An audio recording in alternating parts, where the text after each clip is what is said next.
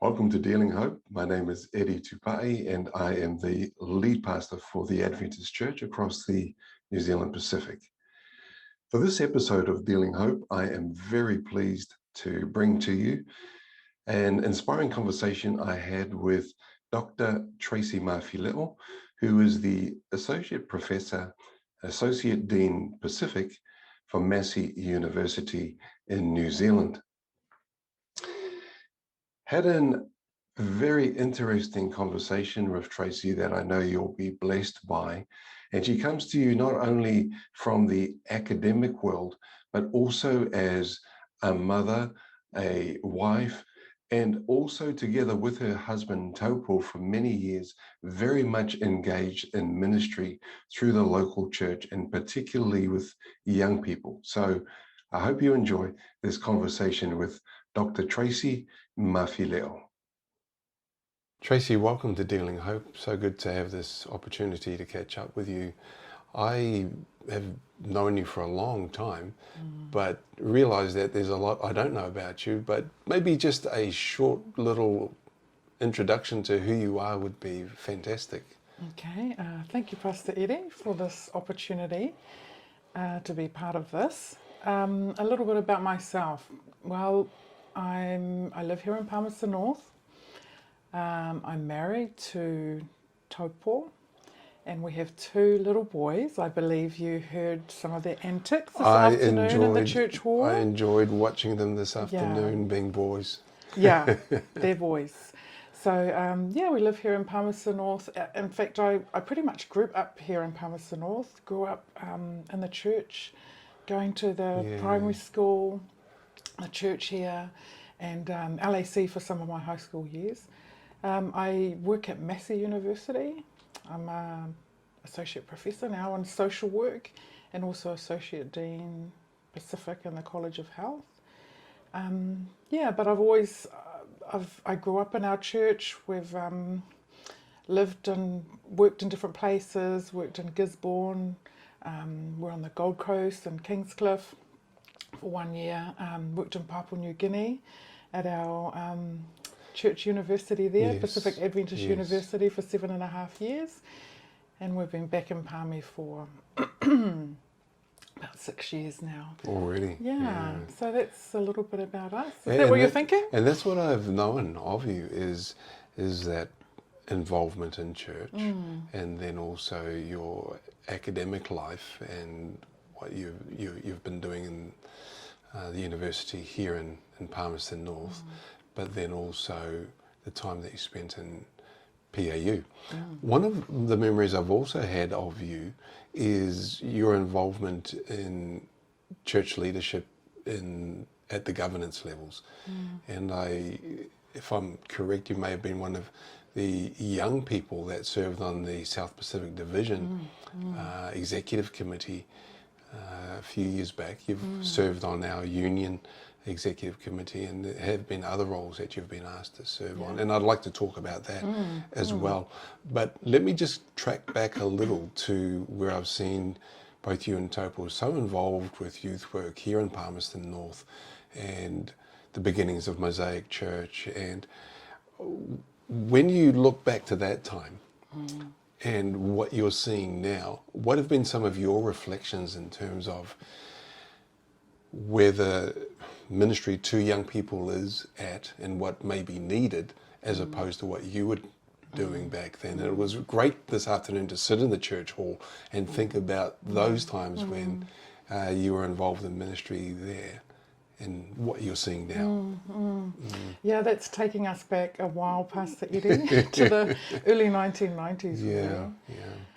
I think we all know that a lot has changed in society. You know, it's a lot more digital. But I think there's a lot of things that are still the same to think about when it comes to working with young people or just working with anyone. So back in those days, we were young people ourselves in our early 20s and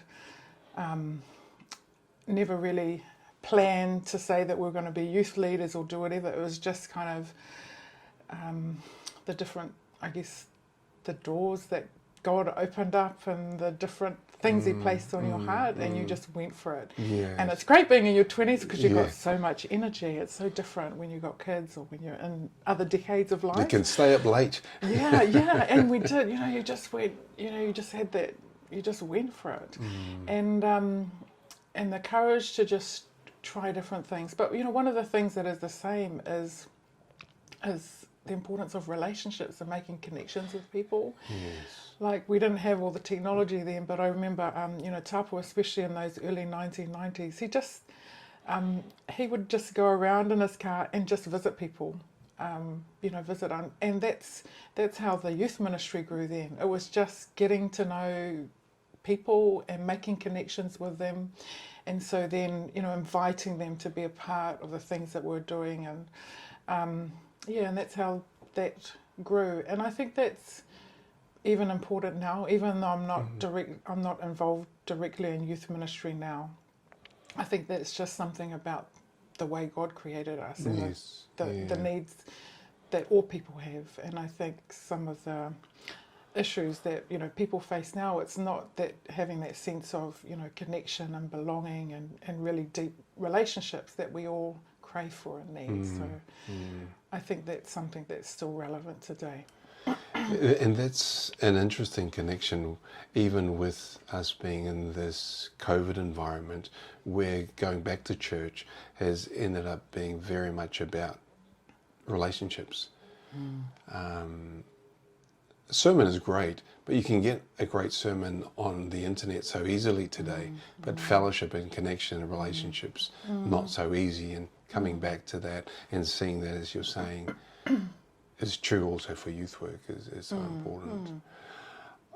Let me just switch gears here to times that you've served on church committees and looking at the way the church operates and runs and tries to do what God has called it to do in wonderful church and wonderful systems, but we're always looking to improve and to see what we can do better. And I, in my role, continually thinking about that, and always, as sometimes I'm sitting there chairing a committee, I'm thinking, I wonder what this person is thinking who works outside of the church.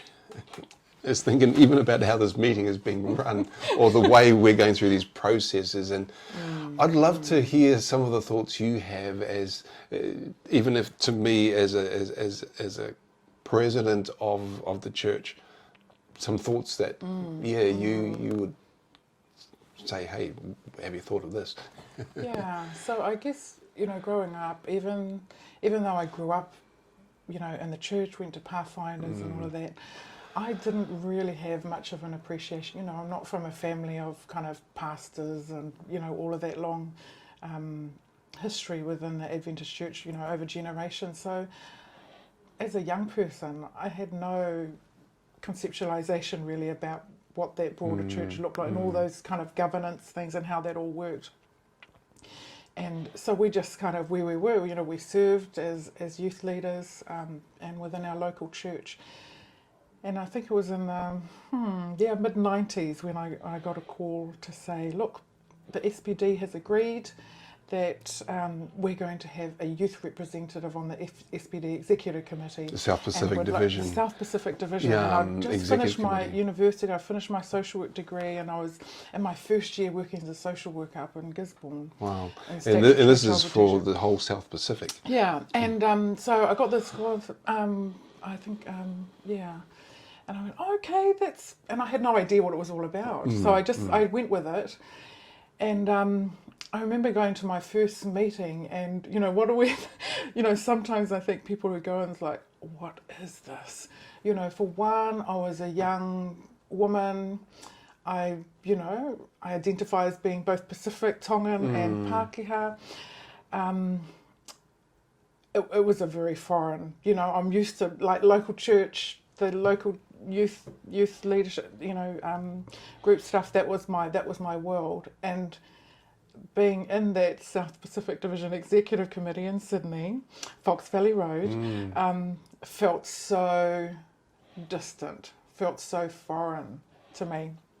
I did my 5-year stint. I think I might have even spoke a couple of times and, tried to understand, when they're talking about policy books and this and that and all these different processes, just trying to.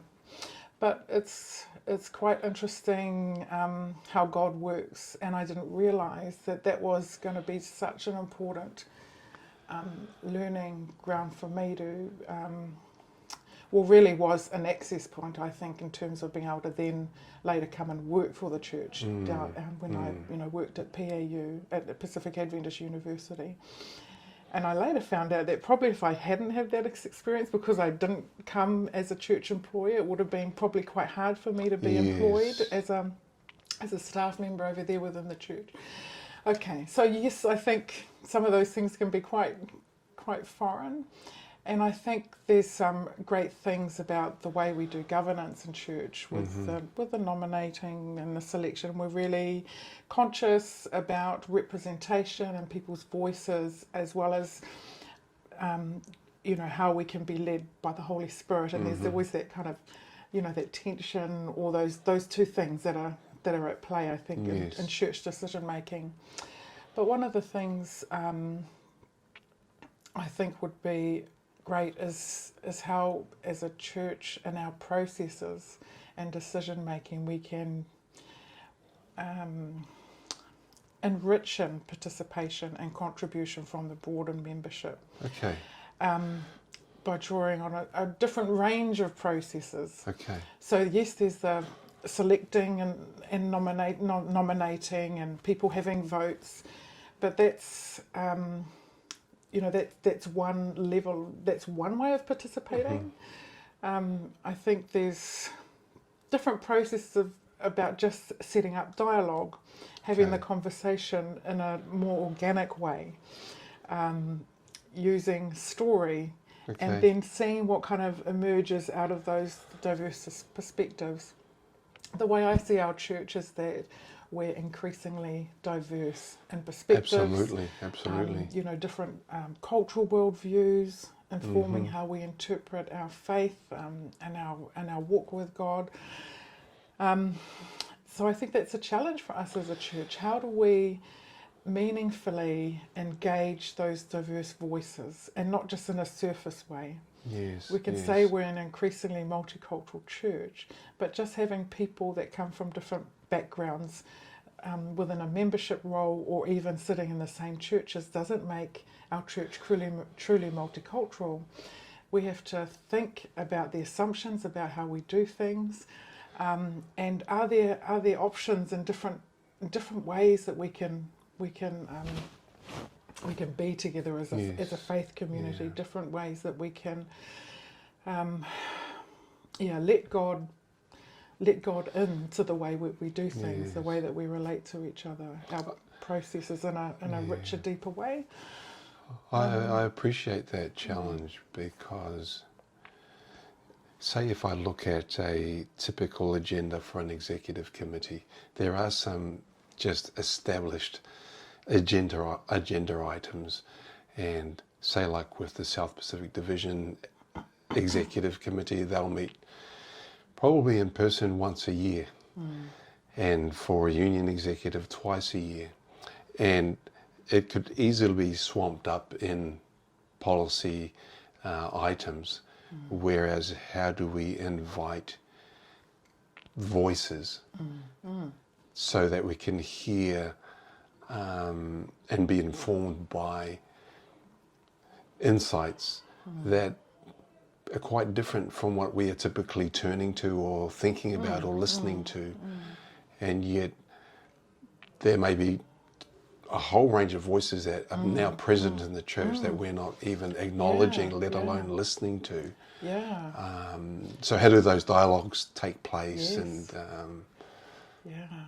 at the various levels? Because Jesus really dwelt with the people, right? And so Jesus didn't just only dwell, he just doesn't only speak to the leaders, he also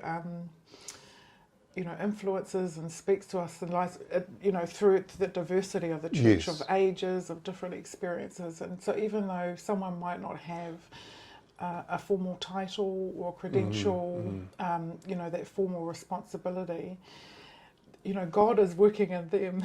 Yes, And yes. there's also, how do we bring that into to inform our decision making? I've been doing a project Okay. where we've used a co-design approach, and that's being used increasingly Okay. to develop services to inform policy development. So it's really about the people who are the end users, or those who the policy is meant to be for, or the program is for. They're actually directly and collaboratively engaged to develop that service or that product or that policy. So it's not that you have some expert out here in an office who is writing up their good ideas and then kind of maybe bringing it for consultation, but you actually involve people from the ground up in processes of getting their stories, their perspectives, and then you let that inform and shape what it is that was done. And so I think that's recognizing the different spiritual gifts and how can we draw more richly from the diversity and the beautiful way that God has worked in lives and in different communities. And so hierarchically, it's less top down. Yes. Because bottom up approach. And really, if we bring that to the spiritual, the Holy Spirit is speaking to all flesh, all people. And so you're not requiring or waiting for the Holy Spirit to speak to an expert up there somewhere to then pass on down to me, but the Holy Spirit to me as a church member praying and having my devotional life. And so I then also have something to contribute that's important so that the expert or the person with the title needs to hear. And so it's one thing is to invite, but the willingness to hear. Yes. And then hear, but also say, oh, okay, we need to take that seriously. Yeah, the openness to wrestle with it. The openness. That's a key word, the wrestle, isn't it? Yeah, because actually things don't fit in a box. And I think we can feel unsafe with that as leaders sometimes because we're into mitigating risk. We're needing to control. So it takes some courage to be open to the messiness that comes with let me just take that now and grab that and take that a little further into the realm where you spend a lot of your time, and that your area is social work and the related disciplines, and what you are seeing in society today, the intersection of the spiritual, religion, and the we use the term real world, but what are you seeing? What is the church maybe not seeing, or the church need to understand for us to go forward? I think there's an increasing openness to spiritual conversations that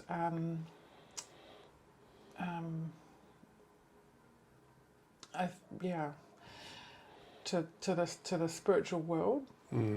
I think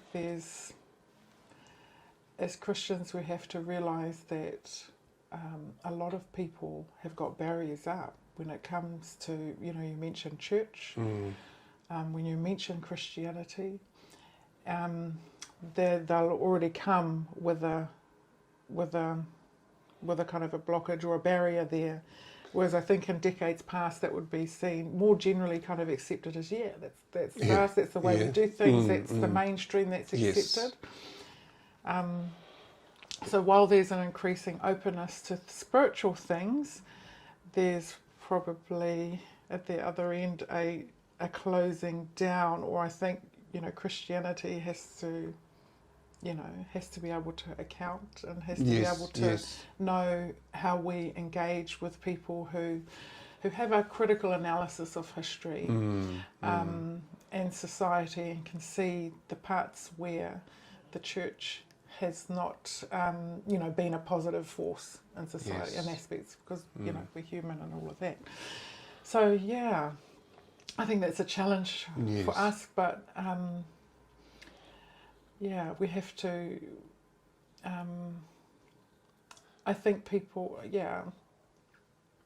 So So, beautiful. so totally good, because it's just so important what you're saying, and I go back to the word safety, is providing that place for that to occur, but then also acknowledging, whereas Christianity was at the center of the conversation, is now on the margins, and as it takes that and it understands that new posture, so how does the church relate to society now, and the role that Jesus has sent us as the lambs amongst the wolves into the mission? How do we go about that? Yeah. And so, But I think what's really encouraging is if we, come back to the gospel, the essence of the gospel is yes, God is love, and God loves us, and we're to kind of, reflect and be that love, in the world. And, people don't argue with that, because we all know we have that need. And Yes. so I think if we bring it down to the gospel essence, we've got nothing to fear, because that's exactly what is being called out for. so true. I've, in my area of social work and community development, there's beginning to be some authors and some scholars who are talking about love as a principle for community development. I was in 2018, I was fortunate to be in Ireland at an international community development Yes. conference. It happens every couple of years. And there was actually another few papers that had talked about, someone was doing their PhD about love and community development. And so I think, it's out there, even outside of,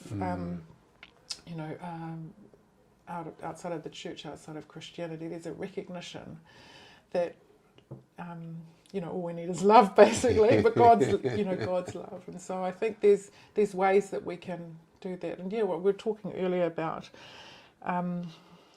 being able to provide those safe spaces in church where people can share their stories, where we can wrestle with those difficult conversations, those Yes. courageous conversations that need to be had, and to be able to, I guess, let kind of God lead us in that. Yes. We often talk about our Christianity in quite individual terms, but I think the challenge is for us, how do we kind of reflect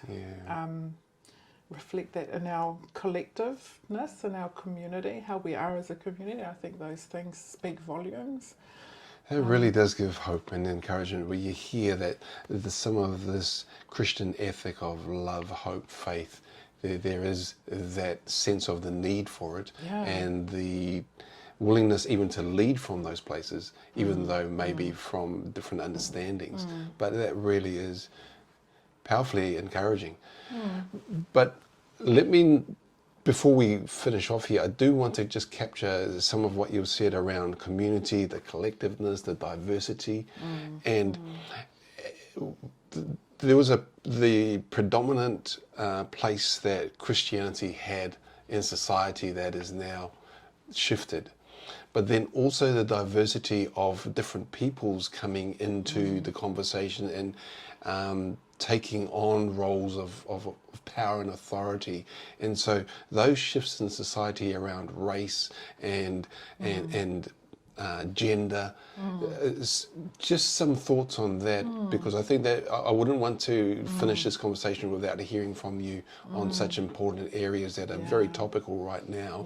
But it's not a fad. I think it's more than that. It's a deep rooted longing and expression that has come to the surface that we're all wanting to grapple with and wrestle with. But as a church, we're seeing that shift again, and it's been the last 30 years where we've seen Christianity itself move more into the southern part of the world, and then also the terms like the browning of the church, and what does that mean, and how does that look, and so how do we work together and do that well? It's kind of, there we go. But what does that as we work together, because we don't want to be in a position of finding ourselves in conflict and combat, but we want to collaborate and work together well. Yeah. But this is a whole different shift that we need to somehow work through carefully, faithfully, particularly with love. Yeah, wow.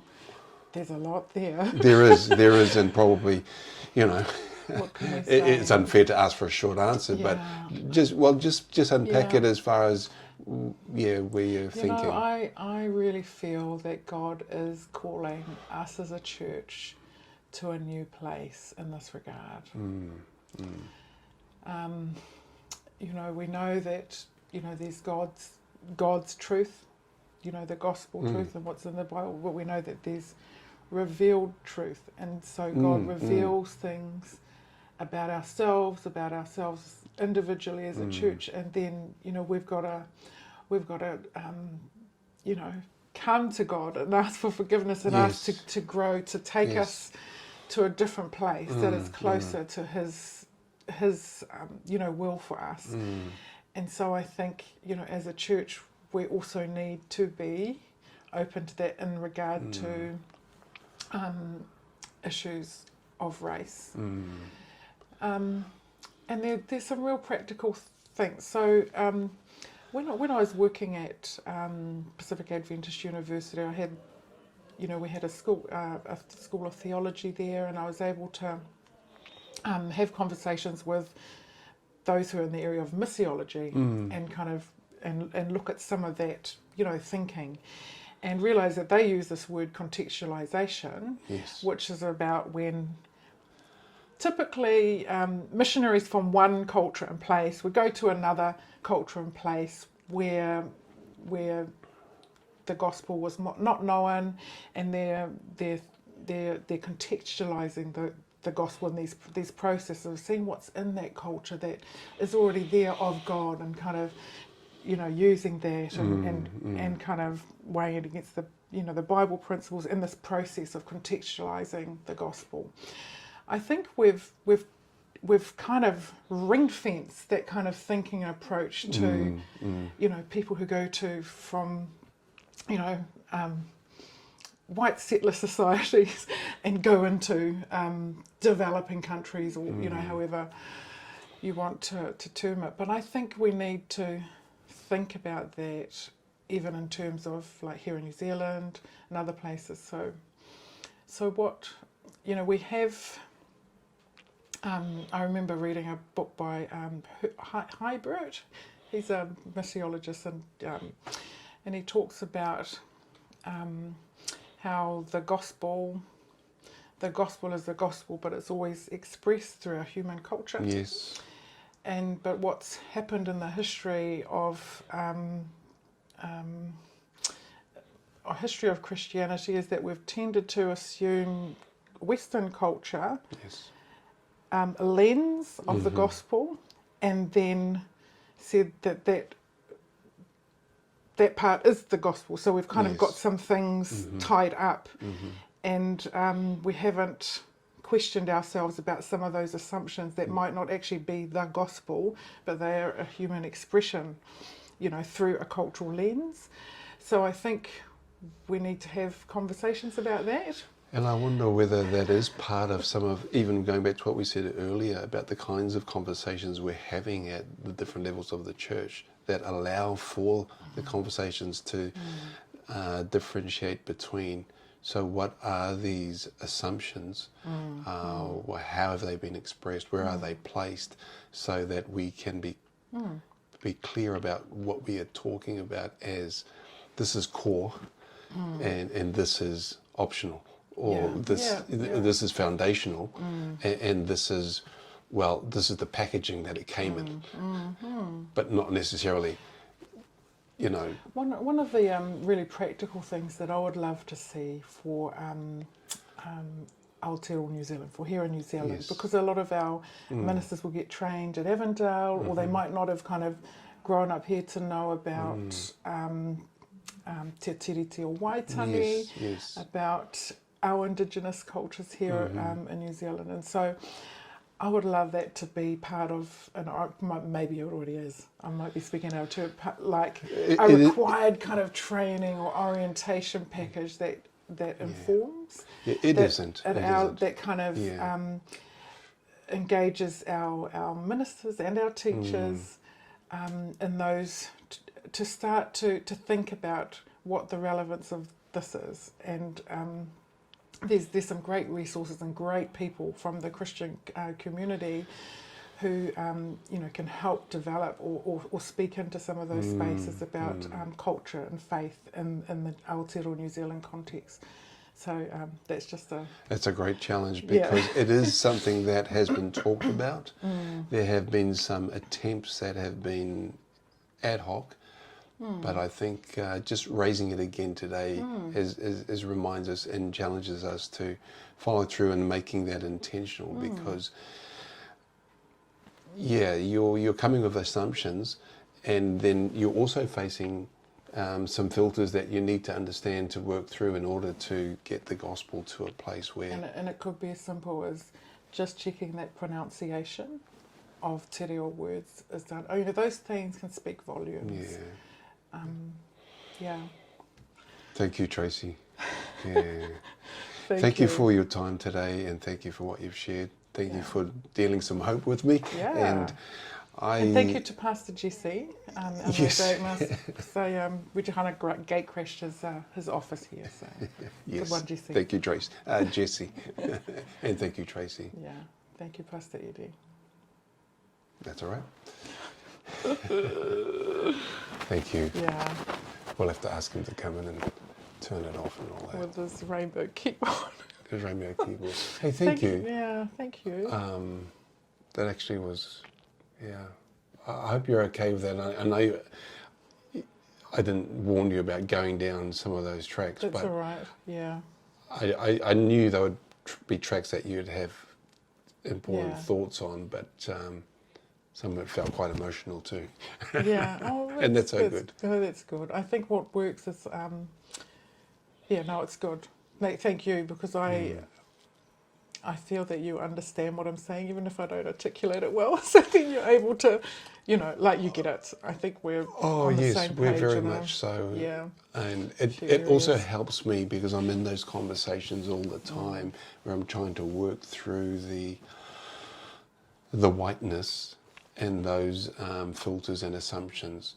But I want to do it as I've seen you do, respectfully and in a way where we're trying to find a way forward, even though at times it can be very frustrating and not give up, because it can be very frustrating. But not only that, it is sometimes abusive, and they don't realise. And so how do we? That part won't go up. No, we'll be editing all that out. But and so for me, a long time ago now, I've just made a decision. I want to stay in because I believe we can be part of at least setting those who make the changes from the inside. A foundation for those coming after. I think the change will come after, our generation, but at least we can be part of providing beginnings. Yeah.